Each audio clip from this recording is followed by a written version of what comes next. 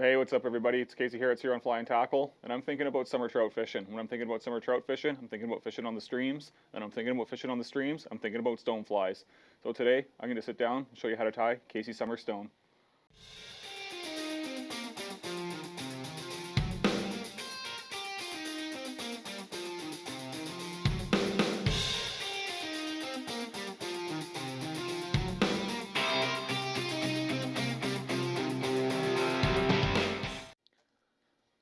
Okay, so to tie this stonefly, I've got an Ahrex FW 531. They classify that as a sedge dry fly hook. I like the shape of this hook, the sort of sweeping sort of bend to it. It mimics a natural stonefly in the water, so that's why I'm going to use this one. And to that I've put on an Ofishl tungsten bead 1/8 in the size metallic coffee. I'll typically use either a 1/8 or sometimes I'll even bump it up to a 5/32 if I want it a little heavier for faster water. And I'm going to take some Wapsi 0.015 lead wire and just weight the hook in behind that bead. This is a pattern I'll typically tie in size 6, 8, and 10. I will go smaller to imitate different species of stoneflies, like little yellow sallies, that sort of thing. Those can get really, really small, but the most common sort of size that I fish would be that 6, 8, and 10 sort of range. I'm going to do this one in black, but browns, various shades of olive, and your golden stone colors are all good ones to have in the box.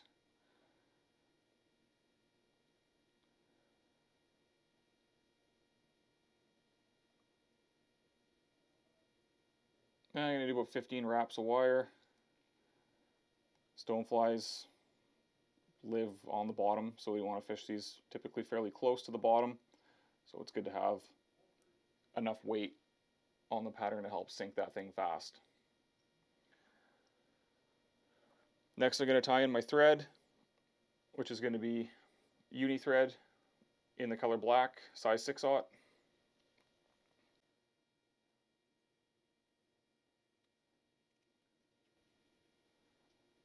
Do a bunch of wraps over that lead to keep that from moving on us, or fly from twisting.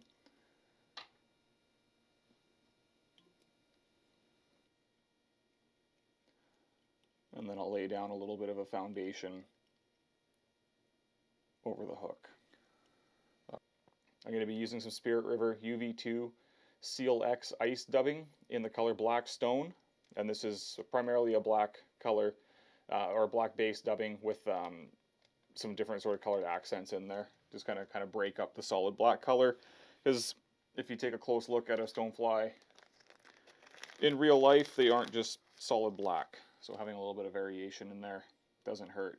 So I'm just going to take a little tiny pinch, and this is basically just to make a little tiny ball of dubbing at the rear of the hook here to split our tail, or to help keep our tail split. So just a little bit of dubbing twisted onto the thread fairly tight so we can make a small compact ball.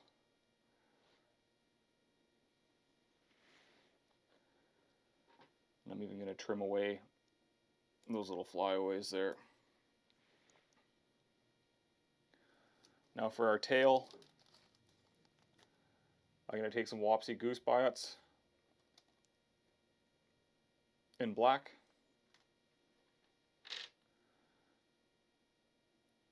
And for the tail on these things, I typically go with the Biots that are closer to the base. They're a little bit wider than the ones at the top. I like the ones at the top for antenna personally.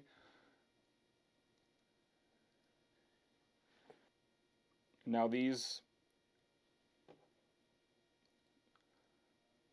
Biots, when they come off of the stripped quill, they all kind of go in one direction. So what I'm going to do is I'm just going to take one, flip it over the other way, so that the tails will splay out naturally. And I'm going to use that little ball of dubbing to help separate them.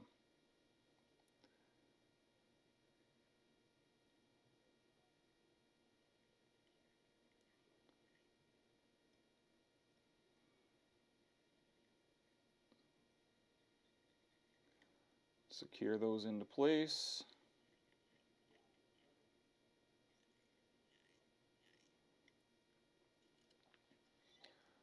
Now I'm going to throw a bunch of stuff at you that we're going to tie in here.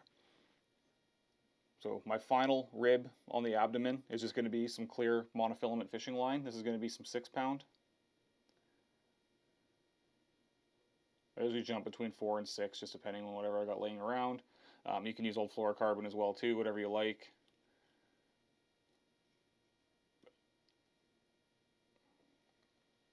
And from there, I'm going to take some Hareline Scud back in black in 1/8. And this is going to kind of imitate a shell back on the abdomen of the fly. And I'm just going to cut a little bit of a point into that material to help me tie it in.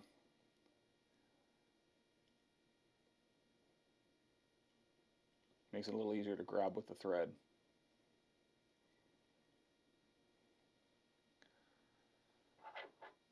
Next is going to be some UTC Ultra Wire in the color copper brown, size brassy or BR on the spool.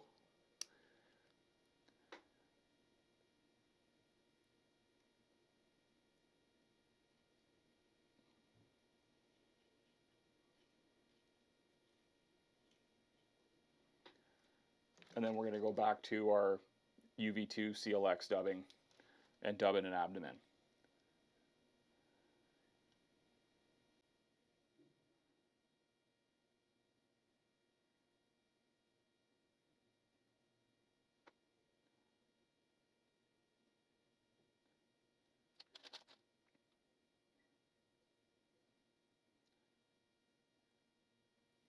When we're dubbing this abdomen in, we want it to taper from thin to thick as we go from the tail towards the head.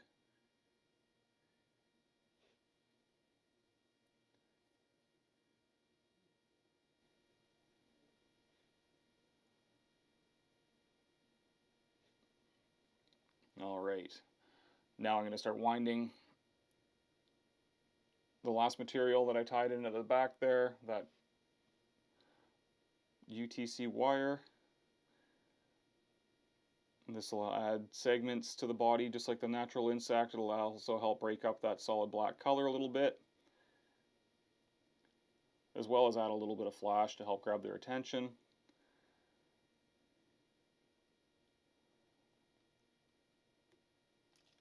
I'll helicopter that off. Next, we're going to take that scud back, and we're just going to lay that over the back of the abdomen with a little bit of tension.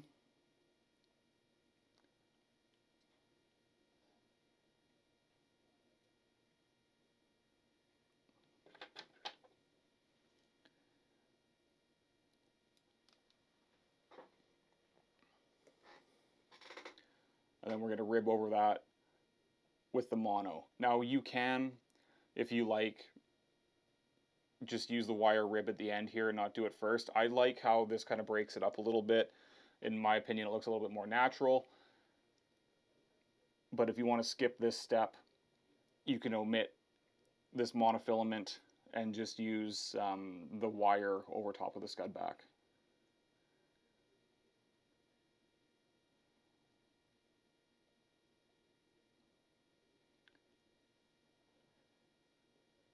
But I always do it this way because I like the look.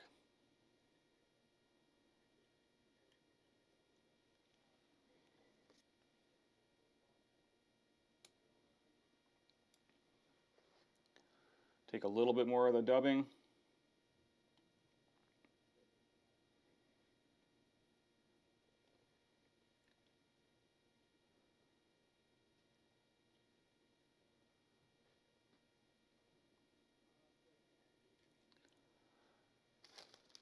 Now I'm going to take some Wapsi ringneck tail in the color Dun.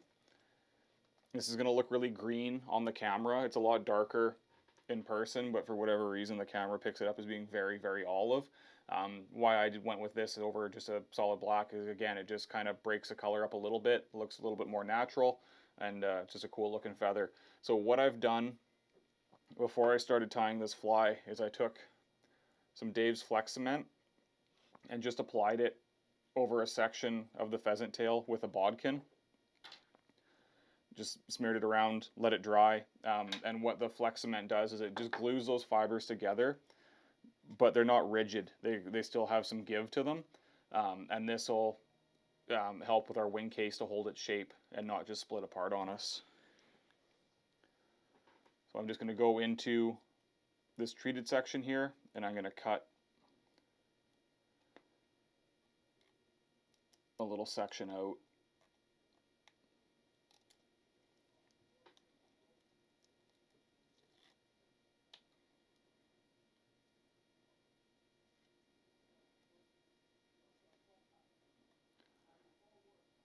And I'll trim the end there, and I'm just going to cut a little notch into the end just to make it look a little bit more natural. We'll lay that down and we'll tie that in as our first wing bud.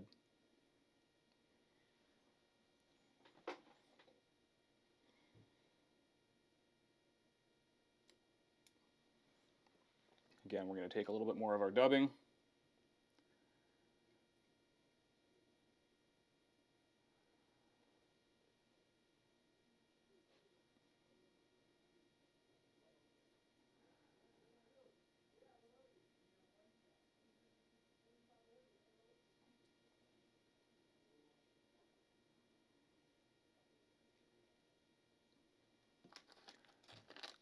Trying to keep that taper going. And now there's patterns out there that have, 3 wing pads in there, or wing buds, or wing cases, whatever you want to call them on this pattern. I typically stick to 2. It's just the fish aren't counting, and it just saves you a step.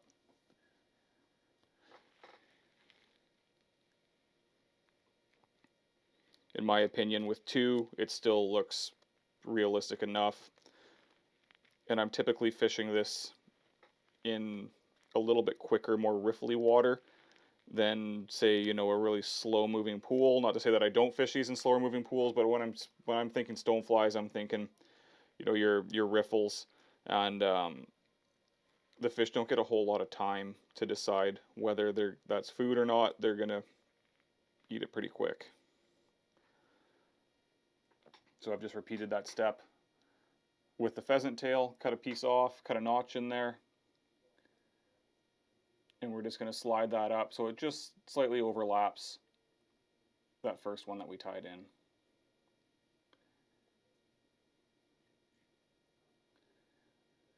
You can add rubber legs into this pattern if you like to. The personal preference, I do some with, some without. If I was going to do rubber legs, I would tie them in after that first wing case.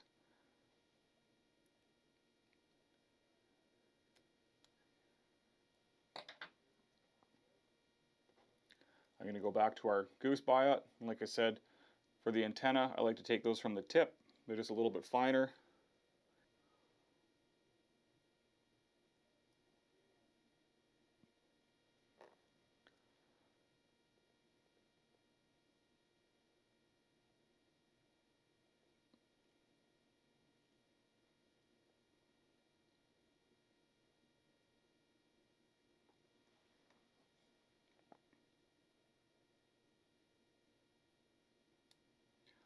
You can even leave those butts from those biots on there as a leg imitation if you want.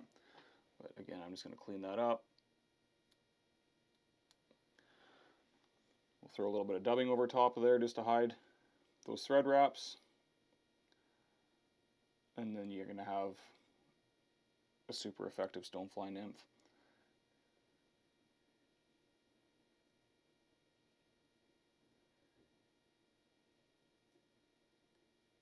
And I'm just going to whip finish right in front of the bead. Or sorry, right behind the bead.